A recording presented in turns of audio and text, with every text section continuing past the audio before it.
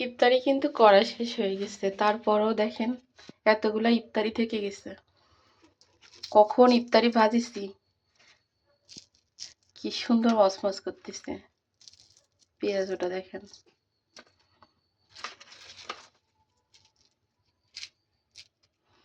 ইফতারি শেষ হয়ে গেছে আরো আধা ঘন্টা আগে। আর এই যে মুরগি রান্না করলাম, ডিম পাড়া মুরগিগুলা। আমার কাছে কিন্তু এইভাবে যে চামড়া রেখে রান্না করতে কিন্তু অনেক বেশি ভালো লাগে।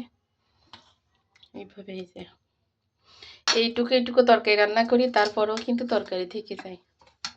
আর হচ্ছে এই যে টমেটোর চাটনি, মিষ্টি দেইনি, বেশি করে ঝাল রসুন দিয়ে তেলে দিচ্ছি। আর দুধ আর কলা আছে। কি খাবে তরকারি মনে হয় ফ্রিজে জমতে জমতে, তা ভাবছি আজকে ফেলে দেব। আর যাদেরকে নিতে বলি তারাও কিন্তু নেয় না, কারণ রোজা থেকে কেউ কিন্তু খেতেই পারে না। এই জন্য আমি কখনো ফেলে দিই না, দিয়ে দিই। মানুষ যারা খেতে পারে তাদেরকে দিই। তা রোজা থেকে কেউ খাচ্ছেই না, তা আমি কারে দেবো বলেন? কেউ নেবে না।